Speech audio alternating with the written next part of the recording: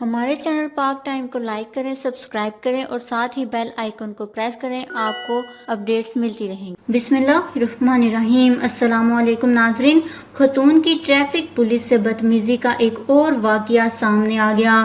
خاتون اپنی غلطیاں تسلیم کرنے کے بجائے دھمکیاں اور دست درازی پر اتر آئیں۔ ویڈیو سوشل میڈیا پر وائرل ہو گئی۔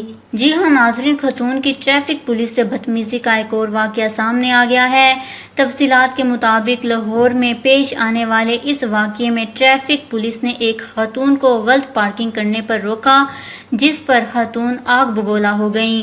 ایک صارف نے اس سارے واقعے کی ویڈیو بنا کر سوشل میڈیا پر شیئر کر دی ہے۔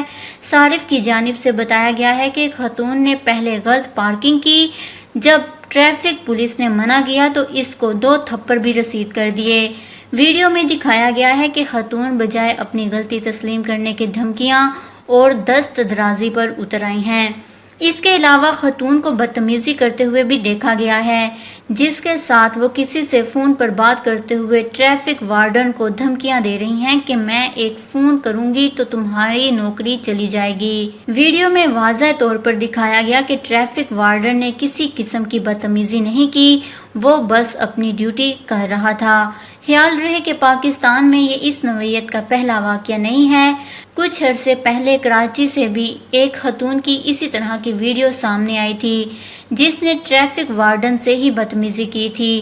اس طرح کے واقعات تو سامنے آتے رہتے ہیں، لیکن ان پر کسی قسم کا ایکشن نہیں لیا جاتا۔ افسوس کے ساتھ کہنا ہوگا کہ اس واقعے میں بھی ٹریفک وارڈن سے بدتمیزی ہو گئی، لیکن نہ اس پر کسی قسم کا کوئی ایکشن لیا گیا اور نہ ہی وہاں موجود کسی شخص نے اس کی مدد کی۔ اس خبر کو لے کر اپنے قیمتی رائے کا اظہار نیچے کمنٹس میں ضرور کریے گا۔ ہمارے چینل کو سبسکرائب کریں، آپ کو لیٹسٹ اپڈیٹس ملتی رہیں گی۔